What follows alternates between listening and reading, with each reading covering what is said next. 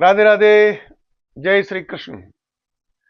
This video of mine has an option of choosing captions and subtitles in English language also.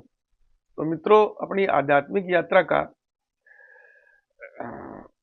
53वां episode अपन देख रहे हैं और इस पर एपिसोड नंबर 8 में दिया गया डिस्क्लेमर पूरी तरह से लागू है। तो मित्रों, पिछले एपिसोड में मैंने आपको कुछ जरूरी चीजें बताई थी गीता को समझने के लिए। तो अब अपन ने अध्याय तीसरा लेंगे। इस अध्याय का जो टाइटल है ना, वो है कर्मयोग। पहले वाला तो था अर्जुन विषाद और दूसरे अध्याय का था सांख्य दर्शन और तीसरा अध्याय है ये कर्मयोग।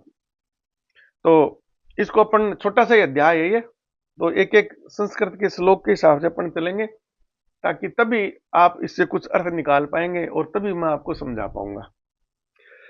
तीसरा अध्याय है, तो श्लोक नंबर 1 में अर्जुन बोले भगवान से, हे जनार्दन, यदि आपको कर्म की अपेक्षा ज्ञान श्रेष्ठ मान्य है तो फिर हे केशव, मुझे भयंकर कर्म में क्यों लगाते हैं?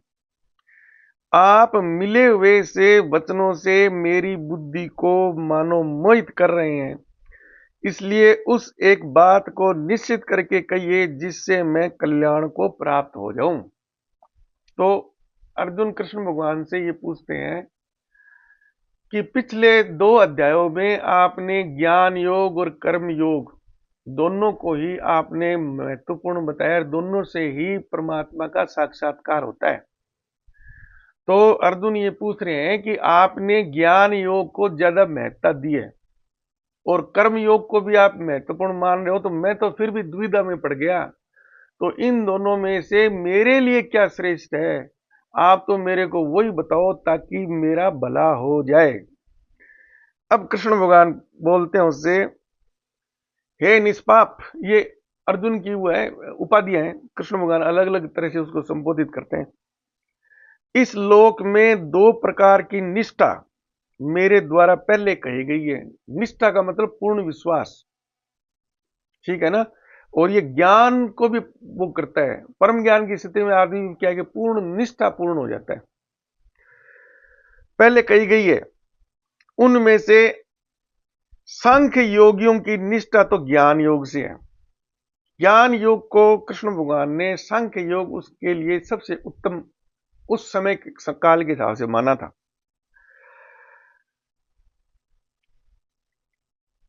और योगियों की निष्ठा कर्म योग से होती है। तो ज्ञान योग और कर्म योग दोनों की है ना, वो बराबर महत्ता है।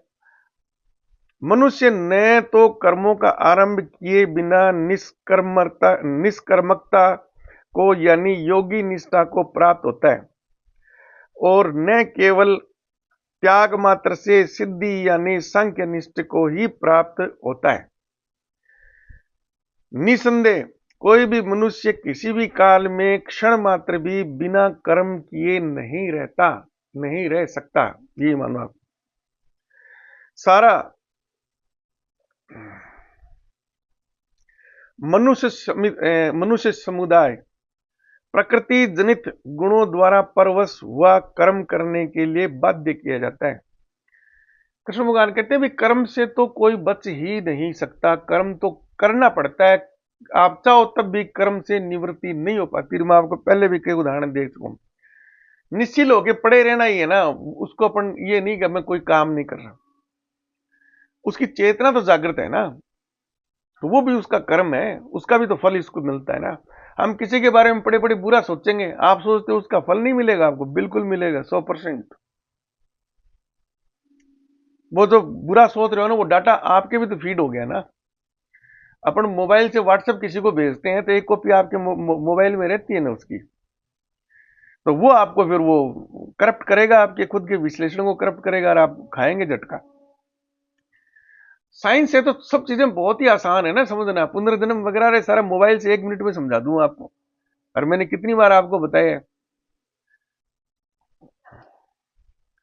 तो कृष्ण भगवान कहते हैं मनुष्य समुदाय है ना प्रकृति जनित गुणों द्वारा, जिन प्रकृति का मतलब जो पदार्थ है जिससे अपना शरीर वगैरह सारी वस्तुएं बनी, उनके खुद के अपने भी तो गुण धर्म है प्रकृति के।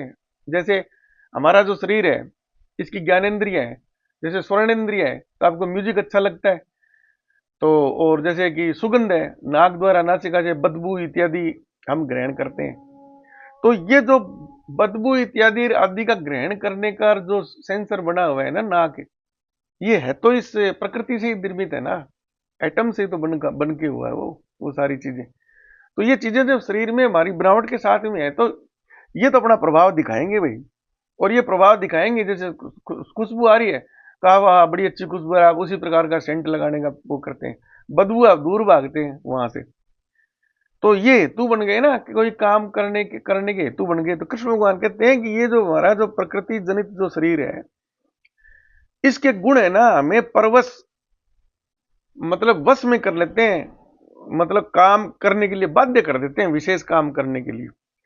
जो मूड बुद्धि मनुष्य समस्त इंद्रियों को हठ पूर्वक ऊपर से रोककर मन से उन इंद्रियों के विषयों का चिंतन करता रहता है, वह मिथ्याचारी अर्थात दंभी कहा जाता है। ये कृष्ण भगवान ने फिर स्पष्ट किया कि हठ पूर्वक आप करते हो भी ठीक है, हठ पूर्वक ये काम मैं नहीं करूंगा, ये नहीं करूंगा, ये मैं झूठ नहीं बोलूंगा, और मैं क्या है कि जो भी नशा नहीं करूंगा, और भी जो है ना मैं किसी के बारे में बुरा कर्म नहीं करूंगा या सोचूंगा नहीं। हठपूर्वक तो कर लिया उसने, लेकिन जब तक वो विकृतियां उसकी आत्मा से यानी मन से नहीं निकलेंगी ना, तब तक वो उस उनसे निर्लिप्त नहीं हुआ। वो मन में भी रह गई ना, अवचेतन मन में, तब भी उसकी लिप्तता है। ये कृष्ण भगवान और क्या वो जो ऐसा करता है ना मन से तो निकाल नहीं पाता और कर्म से निकालने का प्रयत्न करता, तो वो मूड है, मूड की संज्ञा दी है कृष्ण भगवान ने। किंतु हे अर्जुन, जो पुरुष मन से इंद्रियों को वश में करके अनासक्त हुआ समस्त इंद्रियों द्वारा कर्म योग का आचरण करता है, वही श्रेष्ठ है। तू शास्त्र विहित कर्तव्य कर्म कर, ये चीज है शास्त्र विहित, ये शब्द है ना, अब मेरे को तो जल्दी से याद नहीं आ रहा था। ये शास्त्र विहित कर्म क्या है? यही तो असली चीज, चारों आश्रमों के अनुसार। शास्त्रों में जो आश्रमों का वर्णन दिया गया है ना, आप जिस भी आश्रम में हैं उस प्रकार से आप कर्म करो, आपको कहीं भी ज्ञान लेने की जरूरत नहीं है, ठीक है ना। तो ये जो घर छोड़ के भाग गए बाल ब्रह्मचारी बने बैठे हैं ना, ये सब झूठे साबित हो रहे हैं इसके आगे। कृष्ण भगवान से भी ज्यादा कोई ज्ञान है क्या? अब मैं आप भगवान पहरे होते दिखाई दे रहा हूं, मैं कोई भगोड़ा थोड़ी हूं, मैं तो बाकायदा दोनों आश्रम खूब ठाट बाट से मैंने पूरे किए, ब्रह्मचर्य आश्रम और गृहस्थ आश्रम।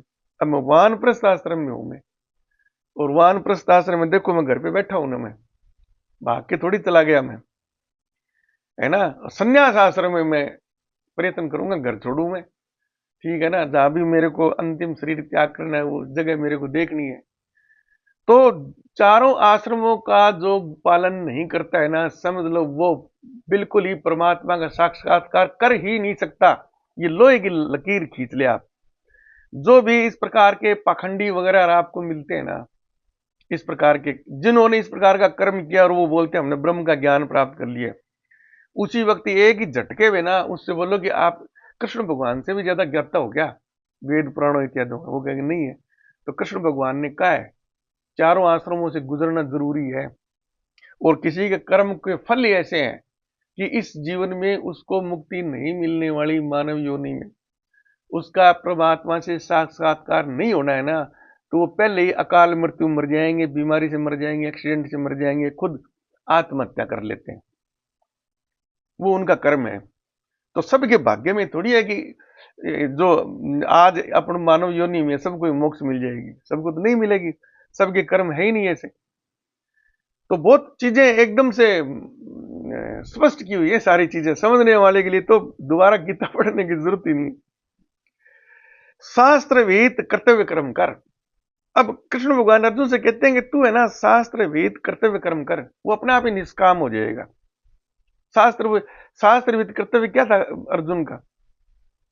गृहस्थ आश्रम में था, सब कुछ था वो, लेकिन उस वक्त वो युद्ध क्षेत्र में आया हुआ था, एक योद्धा की तरह, क्षत्रिय की तरह। वहां पर उसका परम कर्तव्य है ना, वो क्या नाम, युद्ध करना ही था। तो इससे ज्यादा और स्पष्ट और क्या कहेंगे। मान लीजिए गृहस्थाश्रम में कोई अधिकारी है, तो उस अधिकारी को घर से रोटी वोटी खा के आ गया, बच्चों वगैरह से आ गया, तो ऑफिस में आ गया, तो उसको ऑफिस का काम करना है। फिर ये थोड़ी है कि घर से फोन आ गया और ऑफिस छोड़ के चला गया और बच्चों को घुमाने चला गया, तो शास्त्र भी थोड़ी हुआ उसका। क्योंकि कर्म न करने की अपेक्षा कर्म करना श्रेष्ठ है, तथा कर्म न करने से तेरा शरीर निर्वाह भी नहीं सिद्ध होगा। कि कर्म न करने की अपेक्षा कर्म करना श्रेष्ठ है। कृष्ण भगवान कहते हैं कि तेरे को तो युद्ध करना ही पड़ेगा, करना है ना युद्ध करना, वही तेरे लिए श्रेष्ठ है। तू ये सोचे कि मैं युद्ध छोड़ के भाग जाऊंगा, पहली बात तो संभव नहीं है।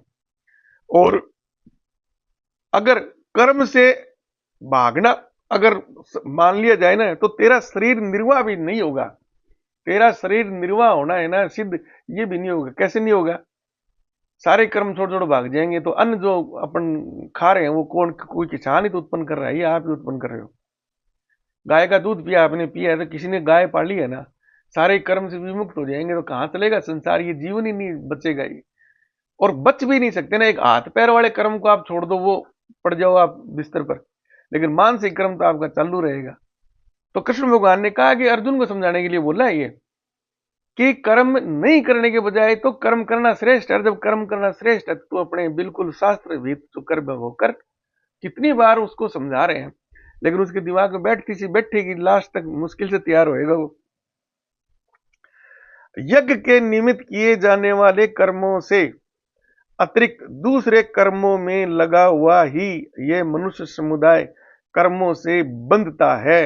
ये देखो, ये बहुत बढ़िया चीज की। यहां पर यज्ञ का मतलब है ना, यज्ञ का वैसे तो मतलब होता है अनुष्ठान, और इसको मोटे रूप में अपन क्या ले लेते हैं कि जो हवन कुंड है उसमें घी वगैरह तिल इत्यादि की आहुतियां देते हैं, वो ज्योति प्रज्वलित करते हैं, उस प्रकार से जो अपन क्रियाकलाप करते हैं। यज्ञ का मतलब कोई भी अनुष्ठान है, समझ गए ना।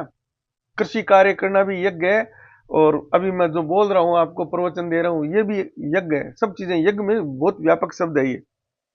यज्ञ के नियमित किए जाने वाले कर्मों से अतिरिक्त अतिरिक्त दूसरे कर्मों में लगा हुआ ये मनुष्य समुदाय कर्मों से बंधा होता है। यानी जो आपका कर्तव्य है उससे संबंधित कर्तव्य काम आप जो करते हैं ना, वो ही निष्काम कर्म में शामिल होंगे। इसके अतिरिक्त आप कोई भी काम करते हो ना तो वो सकाम कर्म होंगे, उसे पीछा नहीं छूटने वाला आपका।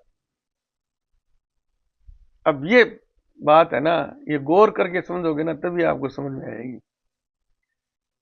जैसे अर्जुन है तो निष्काम कर्म तो उस वक्त केवल और केवल उसका युद्ध करना ही हो सकता है।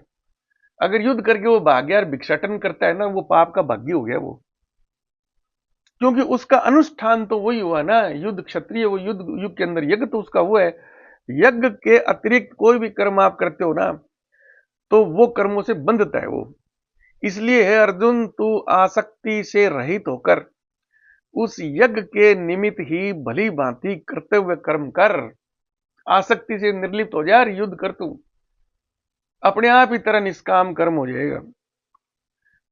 प्रजापति ब्रह्मा ने कल्प के आदि में यज्ञ सहित प्रजाओं को रचकर उनसे कहा कि तुम लोग इस यज्ञ के द्वारा वृद्धि को प्राप्त हो, और यह यज्ञ तुम लोगों को इच्छित भोग प्रदान करने वाला हो। तुम लोग इस यज्ञ के द्वारा देवताओं को उन्नत करो और वे देवता तुम लोगों को उन्नत करेंगे। इस प्रकार निस्वार्थ भाव से एक दूसरे को उन्नत करते हुए तुम लोग परम कल्याण को प्राप्त हो जाओगे। ये थोड़ी सी गूढ़ भाषा है, और इसमें क्योंकि सांख्य योग के हिसाब से उन्होंने ये माना, तभी ब्रह्मा जी ने ये सृष्टि की रचना वगैरह की थी। और देवताओं को उन्नत करो तो देवता तुम्हें उन्नत करेंगे, है ना। और इस प्रकार निस्वार्थ भाव से एक दूसरे को उन्नत करते हुए तुम लोग परम कल्याण को प्राप्त होगे। तो ये सारा कुल मिला के जो कृष्ण भगवान ने, या जो अपने वेदों में शास्त्रों में लिखा हुआ है, मनुस्मृति में, जैसे धर्म रक्षति रक्षत है, धर्म की रक्षा करोगे तो धर्म तुम्हारी रक्षा करेगा। तो देवताओं से तात्पर्य यू है कि आप है ना देवताओं को स्मरण करके, है ना, और जैसे अपन परब्रह्म को हमेशा स्मरण करते हैं, तो अपन क्या है कि अपना आत्म उत्थान करते हैं। तो उस परब्रह्म जो पहले से ही आत्म उत्थानित है, उसकी मदद लेकर अपन क्या है कि अपन खुद का आत्म उत्थान करते हैं। तो ये एक दूसरे की मदद वाली स्थिति है। ये यज्ञ के द्वारा बढ़ाए हुए देवता तुम लोगों को बिना मांगे ही इच्छित भोग निश्चय ही दे देते हैं। उन देवताओं के द्वारा दिए हुए भोगों को जो पुरुष उनको बिना दिए स्वयं भोगता है, वह चोर ही है। अब यहां पर जो चीज है ना, कि इसमें आपको क्या है कि निस्वार्थ भाव से कोई काम करना है। जैसे क्या नाम, कोई कृषक है, वो अन्न उत्पादन करता है, तो उसका अन्न उत्पादन करना दो तरह से है। एक तो दूसरों के वो जो भरण पोषण के लिए वो अन्न उत्पन्न करता है, खुद के भरण पोषण के लिए भी करता है। ठीक है, अगर उसको अन्न का व्यापार करना है, दूसरों को देना है, उसके बदले में कोई चीजें लेनी है या पैसे लेने हैं, तो उसके लिए बिल्कुल शास्त्र क्या अभी जो क्या शब्द था वो, शास्त्र मान्यता पर, यानी शास्त्रों के हिसाब से, तो एक जो भी उसका है खर्चे वर्चे के हिसाब से एक निश्चित लाभ लेके वो बेच सकता है। लेकिन ऐसा नहीं है कि वो एक तरफा ही करेगा। एक तरफा या तो ये सारा अन्न अपने घर पे रख ले, तो दूसरे बेचारे भूखे मर जाएंगे, और वो सारा ही बेच तो उसका परिवार भूखा मर जाएगा। तो यहां पर कृष्ण भगवान ये कहते हैं कि यज्ञ यज्ञ से जो देवता आपको कोई भी चीज देते हैं ना, देवताओं द्वारा दिए भोगों को पुरुष उनके बिना दिए स्वयं भोगता है। तो देवताओं ने जो आपको चीजें दी है ना, जैसे वो कृषक वाला उदाहरण ले लीजिए, अगर आप दूसरों को नहीं दोगे और खुद ही सारा अनाज खाने की प्रयत्न करोगे ना, तो वो चोर है, वो चोर चोर की तरह बताया है। यज्ञ से बचे हुए अन्न को खाने वाला श्रेष्ठ पुरुष सब पापों से मुक्त हो जाते हैं। और जो पापी लोग अपना शरीर पोषण करने के लिए ही अन्न पकाते हैं, वो तो पाप को ही खाते हैं। ये जी सही, ये सारा स्वार्थ पर है। ये जैसे घर में भोजन बना है ना, और क्या नाम, परिवार में मान लो जो गृहिणी है, वो कहेगी भी ठीक है मैं पकाऊंगी, वो मेरा मेरा खा पी लूंगी, तो वो स्वार्थी हो गई। तो बाकी बच्चे बच्चे उसके घर वाला वो कहाँ जाएगा। ऐसे ही परिवार भी हो गया आपका। पूरे परिवार को इकाई बनोगे, आपने घर में भोजन बना लिया, और आपने अन्य जीवों के लिए, जैसे गाय के लिए कुछ नहीं निकाला, या मान लो थोड़ा बहुत फालतू नहीं बनाया, कोई बेचारा आ गया भिखारी और आ गया, और उसको या तो आप देते नहीं हो, या आपने बनाया नहीं, तो दोगे कहां से। तो बोले तब भी आप पाप के भागी हो। वो आपकी सकाम कर्म हो गया, वो निष्काम कर्म नहीं रहा। हर चीज को स्पष्ट बताने की कोशिश कर रहे हैं कृष्ण भगवान। संपूर्ण प्राणी अन्न से उत्पन्न होते हैं, उनकी उत्पत्ति वृष्टि से होती है, वृष्टि यज्ञ से होती है, और यज्ञ विहित कर्मों से उत्पन्न होने वाला है। ये एक वो प्रक्रिया बता रहे हैं अभी। यज्ञ से क्या नाम, वर्षा होती है, और वर्षा से अन्न उत्पन्न होता है, अन्न से सारे प्राणी है वो जीवित रहते हैं और उत्पन्न होते हैं। कर्म समुदाय को तू वेद से उत्पन्न और वेद को अविनाशी परमात्मा से उत्पन्न हुआ जान। कर्म समुदाय को तू वेद से उत्पन्न और वेदों को अविनाशी परमात्मा से उत्पन्न हुआ जान। ये कृष्ण भगवान ये कह रहे हैं कि भी जो वेद है ना, वो ईश्वर से ही उत्पन्न हुए हैं। यानी वेद जो है ना, वो ईश्वर, उसका ज्ञान है ना, वो परमात्मा ही है वो। इससे सिद्ध होता है कि सर्वव्यापी परम अक्षर परमात्मा सदा ही यज्ञ में प्रतिष्ठित है। यज्ञ यज्ञ यानी प्रतिष्ठान, जो अनुष्ठान है, व्यापक शब्द है ये। वो हवन कुंड बड़ा मत लो इसको सीमित अर्थ में। हे पार्थ, जो पुरुष इस लोक में इस प्रकार परंपरा से प्रचलित सृष्टि चक्र के अनुकूल नहीं बरतता, अर्थात अपने कर्तव्य का पालन नहीं करता, वह इंद्रियों के द्वारा भोगों में रमण करने वाला पापायु पुरुष व्यर्थ ही जीता है। तो ये बताया कि जो प्रकृति के द्वारा जो संचालित सृष्टि चक्र है, उसके अनुकूल जो व्यवहार नहीं करता है ना, तो वो पापी है, वो पाप ही कमा रहा है। वो ये सकाम कर्म है उसके वो। परंतु जो मनुष्य आत्मा में ही रमण करने वाला और आत्मा में ही तृप्त तथा आत्मा में ही संतुष्ट हो, उसके लिए कोई कर्तव्य नहीं है। आत्मा में रमण करने वाला यानी हमेशा परमात्मा का, परब्रह्म का ध्यान रखता है, और आत्मा में तृप्त है वो परमानंद की स्थिति में है। उसको कोई भोग विलास इत्यादि में कहीं पर कोई रुचि नहीं है, न कोई लिप्तता नहीं है। तो इसके लिए कोई कर्तव्य नहीं है, उसके लिए कोई कर्तव्य नहीं है, उसके लिए निष्काम कर्म है सारे के सारे। कुछ उसके चिपकेगा नहीं, ना पुण्य चिपकेगा ना पाप चिपकेगा। उस महापुरुष का इस विश्व में न तो कर्म करने से कोई प्रयोजन रहता है और न कर्मों की न करने में ही कोई प्रयोजन होता है। वो जो महापुरुष इस प्रकार का, वो कोई काम करे या नहीं करे उसके लिए एक समान चीज है, तथा संपूर्ण प्राणियों में भी इसका किंचित मात्र भी स्वार्थ का संबंध नहीं रहता, कहीं पर कोई स्वार्थ नहीं है। इसलिए तू निरंतर आसक्ति से रहित होकर सदा कर्तव्य कर्म को भली भांति करता रहे, क्योंकि आसक्ति से रहित होकर कर्म करता हुआ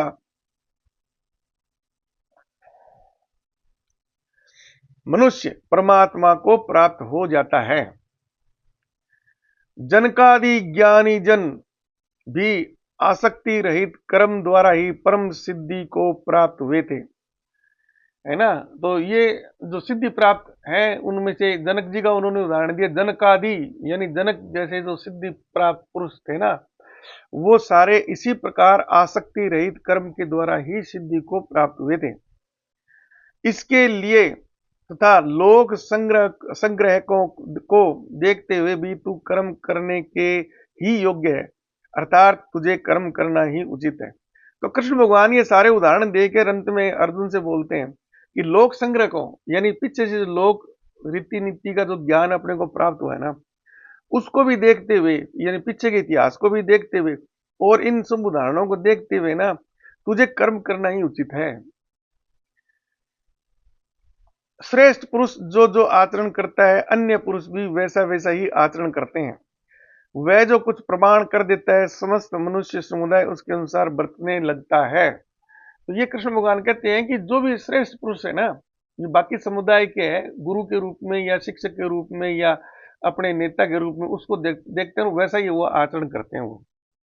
तो अर्जुन को भी वो एक श्रेष्ठ पुरुष की तरह कह रहे हैं, तू श्रेष्ठ पुरुष, अगर तू ही पलायन करेगा तो फिर सारा मामला ही गड़बड़ हो जाएगा। और खुद का भी उदाहरण देंगे अभी वो आगे।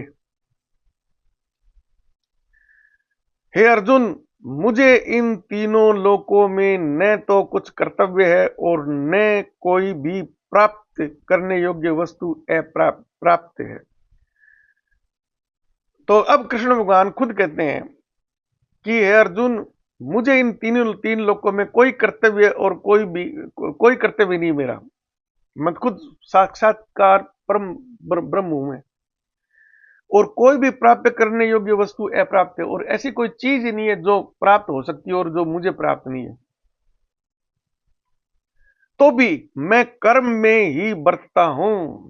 ये देखो आप, तो मेरे लिए कोई कर्म लागू नहीं है, कहीं पर भी कुछ नहीं है, फिर भी मैं कर्म करता हूं, क्योंकि इस वक्त इस द्वापर युग में मैं मानव योनि में अवतरित हुआ हूं। तो मानव योनि अगर मैंने धारण कर ली है ना, तो मुझे भी वो मानव वाले सारे संस्कार पूर्ण करने हैं। तो मैं बिल्कुल कर्म में उसी प्रकार सारे कर्म करता हूं मैं, क्योंकि मुझे सब चीजों का ज्ञान है। इसलिए तो मेरे कर्म वो सारे सारे निष्कर्म कर्म की श्रेणी में, निष्काम कर्म की श्रेणी में। क्योंकि हे पार्थ, यदि कदाचित मैं सावधान होकर कर्मों में न बरतूं तो बड़ी हानि हो जाएगी, क्योंकि मनुष्य सब प्रकार से मेरे ही मार्ग का अनुसरण करते हैं। तो कहते हैं कि अर्जुन, हे पार्थ, यदि मैं सावधान होकर कर्मों में न बरतूं, सावधानी से अगर मैं कर्म नहीं करूं और कोई भी गलत काम हो जाए मेरे से, तो संपूर्ण मनुष्य समुदाय क्योंकि मेरे पर विश्वास करता है, मेरा ही अनुसरण करता है, तो बहुत हानि हो जाएगी। एक मेरे कारण तो हानि मेरे को तो होगी, बाकी बहुत लोगों का। तो ये अर्जुन से कहना चाहते हैं कि तू युद्ध से पलायन करेगा ना, तेरी तो हानि निश्चित ही है, लेकिन तेरे कारण तू है ना, तेरे को जो अनुसरण करने वाले और जो लोग हैं उनकी हानियों का भी हेतु तू बन रहा है, तू जिम्मेदारी है तेरी। एक पाप नहीं, पापों की गठरी, बाकी लोगों के पाप है ना, वो भी तू ही ढोएगा। इसलिए यदि मैं कर्म न करूं तो ये सब मनुष्य नष्ट भ्रष्ट हो जाएं, और मैं संकरता का करने वाला हूं तथा इस समस्त प्रजा को नष्ट करने वाला बनूं। तो बोले अगर कर्म नहीं करूंगा तो ये सारा सिस्टम ही गड़बड़ हो जाएगा, सारे मनुष्य नष्ट भ्रष्ट हो जाएंगे, और संकरता करने वाला हूं। ये देखो आप, संकर क्या होता है? हाइब्रिड, किसी प्योर चीज में दूसरी चीज का मिलावट करना संकर होता है। जैसे शंकर नस्लें है ना पशुओं की लिए, और उस प्रकार से। तो बोला कि अगर मैं इस प्रकार से कोई भी बगैर सोचे समझे या बगैर मैं निश्चित किए हुए कर्म कर दूं ना, तो वो जो सकाम कर्म हो गया, निष्काम कर्म के साथ में सकाम कर्म कर्म होते ही वो संकर हो गए, वो संकर मिलावट हो गई उसमें, तथा इस समस्त प्रजा को नष्ट करने वाला बन जाऊंगा फिर मैं। अगर मैंने ये गलती कर दी तो ये प्रजा ही सारी नष्ट हो जाएगी। हे भारत, कर्म में आसक्त हुए अज्ञानी जन जिस प्रकार कर्म करते हैं, आसक्ति रहित विद्वान भी लोक संग्रह करना चाहता हुआ उसी प्रकार कर्म करे। तो हे भारत, कर्म में आसक्त हुए अज्ञानी जन जिस प्रकार कर्म करते हैं, आसक्ति रहित विद्वान भी लोक संग्रह करना चाहता हुआ उसी प्रकार कर्म करे। तो कृष्ण भगवान कहते हैं कि जो अज्ञानी लोग हैं वो आसक्ति से कर्म करते हैं, तो वो उनका काम है, वो करें तो वो भुगतेंगे। और जो आसक्ति रहित विद्वान है वो निष्काम कर्म करते हैं, है ना, तो अपना वो निष्काम कर्म कर रहे हैं। परमात्मा के स्वरूप में अटल स्थित हुए ज्ञानी पुरुषों को चाहिए कि वह शास्त्र विहीन कर्मों में, शास्त्र विहित कर्मों में आसक्ति वाले, परमात्मा के स्वरूप में अटल स्थित हुए ज्ञानी पुरुष को चाहिए कि वे शास्त्र विहित कर्मों में अज्ञानियों की बुद्धि में भ्रम अर्थात कर्मों में अश्रद्धा उत्पन्न न करें। तो जो ज्ञानी पुरुष है ना, उनको भी इस प्रकार से कभी संकर वाला आचरण नहीं करना चाहिए, किंतु स्वयं शास्त्र वेद समस्त कर्म भली भांति करता हुआ उनसे भी वैसे ही करवाए। तो ज्ञानी पुरुष है ना, वो भी शास्त्र वेद कर्म करे और जो उसको अनुसरण कर रहे हैं उनसे भी करवाए, वो उनकी भी जिम्मेदारी रखे, उन पर भी निगरानी रखें। वास्तव में संपूर्ण कर्म सब प्रकार से प्रकृति के गुणों द्वारा किए जाते हैं, तो भी जिसका अंतःकरण अहंकार से मोहित हो जाता है, ऐसा ज्ञानी मैं करता हूं ऐसा मानता है। ये है चीज। वास्तव में संपूर्ण कर्म सब प्रकार से प्रकृति के गुणों द्वारा किए जाते हैं। जो आडमास का पुतला अपन बने हुए ना, तो ये प्रकृति क्या है कि आपको सब प्रकार के कर्म करवाती है। अब जिसका अंतःकरण अहंकार से मोहित हो रहा है, जिसमें अहंकार आ गया ना, स्वयं की भावना आ गई कि मैं कर रहा हूं, मैं कर रहा हूं, ऐसा अज्ञानी मैं करता हूं ऐसा मानता है। तो बोले प्रकृति करवाएगी सारा काम, लेकिन जो निष्काम करने वाला है ना, वो खुद अपने आप को जिम्मेदार नहीं मानेगा। वो कहेगा मैं क्या नाम, मेरा इससे कोई संबंध नहीं है, यानी उसे अलग मानता है, अपने परमात्मा में ध्यान रखता है। और जो उस शरीर को ही अपना मान लिया भी मैं ही हूं, ये शरीर मेरा है, तो वो हर काम को बोलेगा ये मैंने कर। जैसे अर्जुन को भी हो गया था भाई, ये क्या नाम, महाभारत का युद्ध तो मैंने जीता है, तो वो अज्ञानी है वो। परंतु हे महाभाव, गुण विभाग और कर्म विभाग के तत्व को जानने वाला ज्ञान योगी संपूर्ण गुण ही गुणों में बरत रहे हैं ऐसा समझकर उसमें आसक्त नहीं होता। ये अब सांख्य योग का उन्होंने उपयोग किया है। ये जो है ना गुण विभाग, तो सांख्य योग में गुण विभाग, कर्म विभाग, इस प्रकार से जो दर्शन है ना, उसके आगे विभाग बने हुए हैं, कितने गुण है, कितने धर्म है, कितने वो है ना, इस प्रकार से। तो ये सांख्य योग की खुद की अपनी वैज्ञानिक भाषा है। तो जिनको इंटरेस्ट है वो सांख्य योग पढ़ लो, है ना। और वैसे पढ़ने की जरूरत ही नहीं है, अंत में सांख्य योग का भी निष्कर्ष वही निकलेगा सारा, ठीक है ना। सांख्य योग में अंत में जो कपिल मुनि है उन्होंने यही कहा है कि सब ज्ञान प्राप्त हो गया, बोले जी हाँ जी ठीक है। तो बोले मोक्ष की स्थिति क्या होगी कि वो मनुष्य जो सांख्य योग में वर्णित पुरुष और प्रकृति है उन दोनों को भी एक समान देखता है, उन दोनों में भी एक ही तत्व जो देख लेता है ना, वो मोक्ष है। ये लो जी, वो अंत में एनर्जी मास आइंस्टीन फार्मूले वाले मेरे अंत में क्या निकला, फोर्स फील्ड। तो ये फोर्स फील्ड अंत में जो पहचान गया वो परब्रह्म को। तो आपको कुछ भी पढ़ने की जरूरत नहीं है, कोई सांख्य योग वगैरह, कोई वेदांत वगैरह कुछ पढ़ने की जरूरत नहीं है। सिर्फ 12वीं तक की कक्षा का जो ज्ञान है ना, थोड़ा सा उसको रिफ्रेश कर लो, या फिर आप विश्वास रखो यारो, जो मैं बोल रहा हूं आपके सामने लैपटॉप कंप्यूटर हवाई जहाज में बैठते हो ना, तो मान लो भी ठीक है, विज्ञान में आविष्कार है ना वो प्रमाणिक है और प्रमाण आप देख रहे हो। तो जो विज्ञान में ये मान लिया भी एक ही तत्व है, फोर्स फील्ड है, तो कुछ बचा ही नहीं है, बस उसी का साक्षात्कार करो और उसी के हिसाब से हमेशा चिंतन करते हुए उसको आप कृष्ण मान लो या अपना इष्ट मान लो, और जो शास्त्र वेद कर्म करो, चारों आश्रमों का पालन कर लो, ये जो मोक्ष वोक्ष सब आपके घर पे है, तैयार ही पड़ी है। ठीक है ना। तो अभी तो 28 पर पहुंचे अपन, 40 के करीब श्लोक हैं, नहीं हो पाएगा इस एपिसोड में तो, लेकिन एक बार इतना ही रखेंगे। धन्यवाद। इस वीडियो को अधिक से अधिक शेयर करिए और लाइक कीजिए, सब्सक्राइब कीजिए। धन्यवाद।